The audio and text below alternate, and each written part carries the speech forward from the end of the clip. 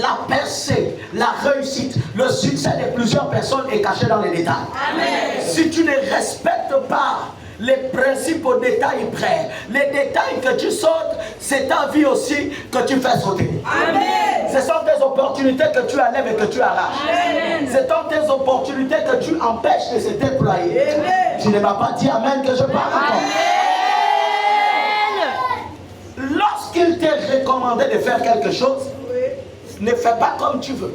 Amen. Ne fais pas ce que tu veux. Amen. Ne fais pas ce que tu entends faire. Amen. Fais exactement ce que Dieu te demandera de faire. Amen. Fais exactement selon les consignes qui t'ont été prescrits. Ne t'avise pas à faire un rituel. Ne t'avise pas à faire quelque chose venant de Dieu sans savoir exactement ce que tu devras faire. Amen. Amen. Plusieurs d'entre nous sont frustrés, fâchés, découragés, désemparés. Nous avons fait plusieurs choses de la part de Dieu, mais nous ne les avons pas faites comme Dieu les voulait. Amen. Nous les avons faites à notre manière. Amen. Et puis après on a dit on a fait. Amen. Ça ne compte pas devant Dieu, tu n'as rien fait. Amen. Parce que tu n'as pas fait exactement ce qu'il t'a dit. Amen. Tu n'as rien fait. Amen. Quand il s'agit de la chose de Dieu, quand il s'agit des recommandations de Dieu, fais exactement ce que Dieu te demande de faire. Amen. N'ajoute pas, n'enlève pas, ne modifie pas, ne fais pas des après-près, ne fais pas comme tu entends, fais comme Dieu le veut. Amen.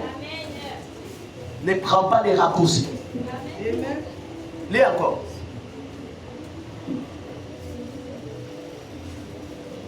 On la mangera avec des pains sans levain. On mangera cela avec les pains sans levain. Les pains sans levain, c'est le pain qu'on fait sans... Le levain, c'est ce qui permet de soulever la pâte. Amen. Amen. Donc, ce sont des pains qui n'ont pas besoin d'ajouter autre chose. Ça doit se faire avec la farine et simplement les ingrédients que Dieu demande. On ne demande pas, il demande de ne pas mettre le levain pour ne pas que ça gonfle. Pour que ça reste exactement ce que ça doit être. Amen. C'est-à-dire, Dieu n'attend pas que tu ailles chercher ce qu'il n'a pas demandé. Amen. Dieu n'attend pas que tu t'offres par l'orgueil de ce monde. Amen. Dieu n'attend pas que tu prétends être puissant. Amen. Dieu n'attend pas que tu prétends être obéissant. Amen. Dieu attend que tu obéisses exactement à ce qu'il te demandera de faire. Dieu n'a pas besoin que tu ailles l'aider à prendre la puissance sur le ganga. Dieu n'a pas besoin à ce que tu ailles prendre des ingrédients pour faire ce qu'il t'a demandé de faire en dehors de sa parole. Amen. Il parle là à un peuple, prenez place pour les autres. Il parle là à des personnes qui reviennent d'Égypte. Amen. Qui sont encore en Égypte. Parce qu'en Égypte, ils ont vu beaucoup de rituels. Amen. Ils ont vu beaucoup de choses. Mais Dieu s'apprêtait à les faire sortir de l'Égypte.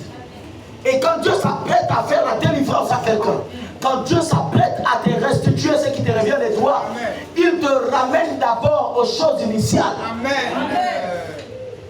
Il te donne d'abord les recommandations. Amen. Par lesquelles tu vas marcher pour sortir de l'oppression. Les recommandations par lesquelles tu vas marcher pour sortir de la conjuration. Les recommandations par lesquelles tu vas marcher pour sortir de la prison. Amen. Les recommandations par lesquelles tu vas marcher pour sortir des opportunités dérobées. Amen. Il te donne les recommandations exactement ce qu'il va te dire.